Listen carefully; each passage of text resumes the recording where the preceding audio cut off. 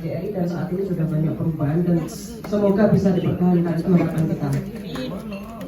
Yang pertama tadi saya setuju dengan usulannya Indonesia Sehat ya Pak ya. Itu sangat penting sekali, itu idaman semua orang. Pertanyaannya adalah how to do it. Bagaimana Indonesia sehat kalau kita masih memikirkan besok mau makan apa? Bagaimana Indonesia sehat kalau teman-teman PMI itu masih memikirkan saya harus kerja, saya harus menghadapi majikan jahat, saya harus menghadapi potongan agent yang sangat tinggi. Sehat tentu akan sangat penting jika masalah mental kita, ketakutan kita itu diselesaikan. Nah, kebetulan di sini ada perwakilan dari Presiden terbaru Pak Prabowo, mudah-mudahan nanti bisa dijawab bagaimana ini meyakinkan agar Indonesia sehat. Karena Indonesia sehat nggak cukup hanya sekedar menjadi jargon saja. Hari ini cukup sekali lah. Kita banyak mendengarkan jargon ya Pak ya.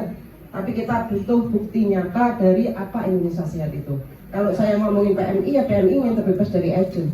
PMI ingin terbebas dari potongan yang sangat tinggi. PMI ingin punya jam kerja, ingin punya jam istirahat. Karena itu satu-satunya cara kita sehat. Bagaimana mental kita sehat? Kalau gaji kita masih rendah. Bagaimana SDM kita mau naik? Bagaimana harga diri kita mau dinaikkan? Kalau di negeri orang lain kita masih direndahkan. Bahkan status pekerja rumah tangga itu dianggap tidak berskill oleh pemerintah Indonesia sendiri. Tadi ini saya ingin menyambung juga bahwa bagaimana strategi diplomasi Indonesia ke depan. Yang pertama tadi ada peluang bahwa Indonesia ingin mengirimkan PMI terampil. Apakah pemerintah sudah mengapresiasi teman-teman pekerja rumah tangga yang sudah kerja tahunan dan sudah memiliki skill yang lumayan banyak sekali? Kita nggak bisa menghitung. Bahkan saat ini Pak, teman-teman yang sudah berskill aja, kalau di Indonesia itu nggak diakui Pak, perlu ada sertifikasi lagi. Ya, nah di sini bagaimana upaya diplomasi ini adalah mengutamakan apresiasi kepada pekerja migran yang sudah puluhan tahun di luar negeri untuk diutamakan agar mendapatkan pekerjaan yang jauh lebih layak. Artinya apa? Gaji lebih tinggi, mendapatkan pekerjaan yang mungkin bukan PRT migran, tapi itu adalah upaya diplomasi Indonesia yang harus kita dukung. Ya mudah-mudahan Pak Prabowo bisa merubah ini semuanya. Ini harapan kita. Terus tadi juga masalah Indonesia sehat. Ya, tadi saya ingin menyinggung juga bahwa di Indonesia itu bukan kita nggak mau sehat Pak. Jalan pedestrian atau jalan kaki itu nggak dibangun. Ya, di Hongkong orang nggak punya pilihan, harus jalan kaki. Pilihannya adalah kalau naik taksi mahal. Ya di Indonesia nggak ada pilihan, transportasi umum nggak disediakan. Justru yang harus kita jadikan best practice-nya mana? Negara Eropa, negara kaya, Jepang itu jalan kaki diutamakan, publik transportasinya diperbanyak, pelayanan transportasi yang swasta itu dipermahal. Jadi mendorong orang sehat adalah dengan meyakinkan jalan kakinya dulu di Indonesia dibangun. Banyak jalan lebar, jalan tol dibangun, tapi jalan kaki nggak dibangun. Terus gimana kita mau sehat? Nggak ada pilihan. Bahkan saya pulang Pak ke Jakarta, mau jalan kaki nggak ada. Ya, di sini semua jalan ada karena masyarakatnya dituntut untuk sehat. Nah juga bagaimana kita juga tadi masalah SDM ya, saya sudah menyampaikan bahwa SDM kita sebagai PRT migran mau tidak mau jumlahnya terbanyak di luar negeri. Saat ini kalau kita bilang 9 juta pekerja migran, 90% itu adalah pekerja rumah tangga. Siapa yang akan mengakui mereka kerja terampil kalau bukan kita sendiri? Menjaga orang tua, menjaga anak itu dalam kategorisasi Indonesia sudah dibeda-bedakan sebagai job deskripsi, sebagai pekerjaan tersendiri. Tapi di Hongkong berkebun, sopir, menjaga anak, menjaga orang tua itu kategorinya adalah pekerja rumah tangga. Nah kita sebagai pekerja rumah tangga di sini tuh berusaha menaikkan derajat kita loh Pak. Dengan cara apa? Menuntut kenaikan gaji, menuntut jam kerja, mengupayakan adanya teman-teman berekspresi, itu adalah cara kita. Nah ini bagaimana pemerintah Indonesia mendorong ini agar kita tidak dilihat sebagai pekerja rumah tangga yang berskill rendah. Maka memang harus kita sendiri yang mempromosikan agar diri kita diakui sebagai pekerja yang berskill, yang harus dihargai sebagai manusia dan pekerja sebagai pekerja. Nah di sini masalah sanksi. Tadi saya setuju dengan Mbak Tania bahwa ini banyak sub-agent. Pak Bunya juga menyampaikan bahwa masih ada kendala nih dalam menyelesaikan masalah sub-agent. Kalau saya membandingkan best practice ya Pak ya, dari negara-negara lain harusnya ada juga penyampaian best practice. Praktek terbaik dari negara lain dalam memberikan perlindungan warga negaranya itu mana saja? Bentuknya seperti apa? Indonesia akan memberi contoh atau akan mengikuti? Ini pertanyaannya, kalau kita mau ngasih contoh ya, mari kita utamakan dulu contoh yang terbaik. Kalau kita mau mengikuti, ya mari kita ikuti contoh yang mana. Nah di sini saya mau ngasih contoh misalkan negara Filipina.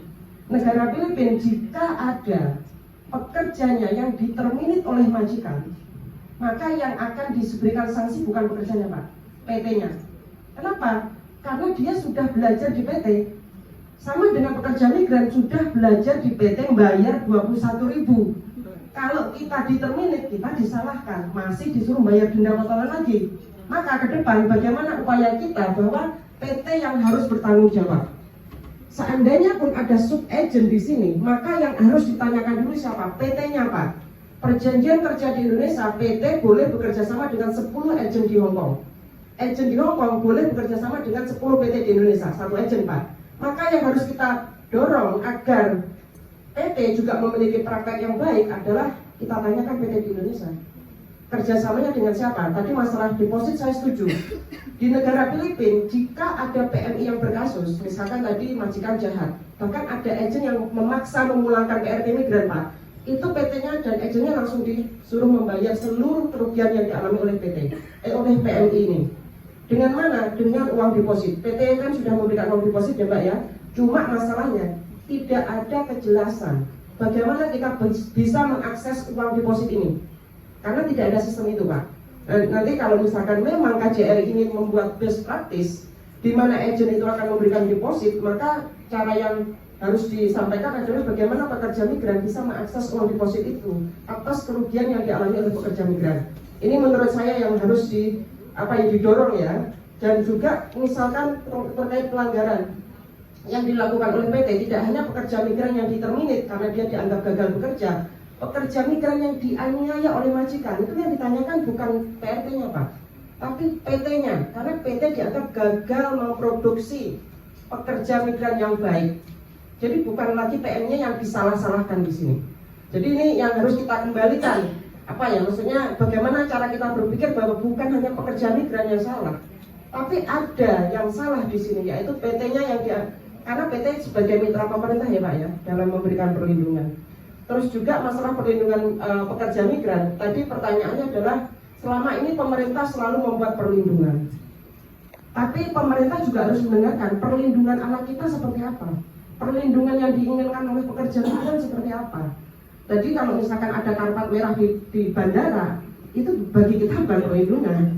Ya, itu justru menakutkan sekali. Kenapa kita dibedakan dari pekerja dari WNI yang lainnya? Terus juga masalah BPJS bagi pekerja migran di luar negeri itu bukan perlindungan.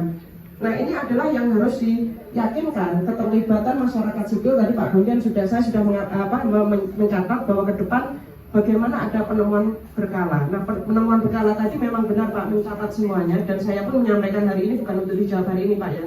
Karena alangkah baiknya setiap kali pertemuan itu memang kedepannya menghasilkan produk apa yang akan dilakukan oleh KJRI. Karena di sini kita sebagai warga negara Indonesia di luar negeri berperan untuk menjaga nama baik Indonesia.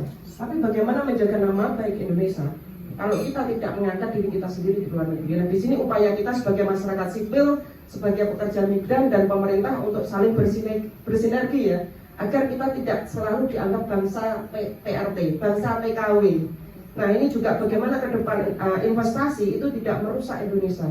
Karena selama ini yang kita lihat adalah bahwa semakin banyak investasi, pertanyaannya adalah investasi itu menghasilkan tenaga kerja di Indonesia enggak? Kalau tadi disampaikan bahwa Indonesia akan mengirimkan jumlah pekerja migran diperbanyak untuk devisa, kami takut Pak. Kenapa takut? Terus kami akan pulang kapan? Gitu ya. Kalau kami pulang, harapannya adalah bagaimana kita bertahan di Indonesia. Kita tidak cukup kita berinvestasi lagi, karena harapan kita adalah harapan pekerja migran pulang ke Indonesia, punya tanah, jadi petani yang bisa menghidupi kita jangka panjang. Tanpa itu, tanpa kita punya tanah dan rumah, maka pekerja migran akan terus ada dan terus meningkat. Saya sebenarnya ngeri Pak kalau melihat jumlah migran kok terus bertambah, terus Indonesia berhasil belum. Kalau Indonesia masih menciptakan pekerja migran yang kasar, murahan, maka kita tidak bisa menyebut Indonesia berhasil meningkatkan sumber daya manusianya. Terima kasih Pak.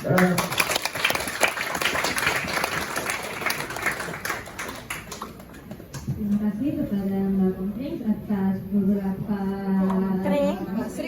Sehat.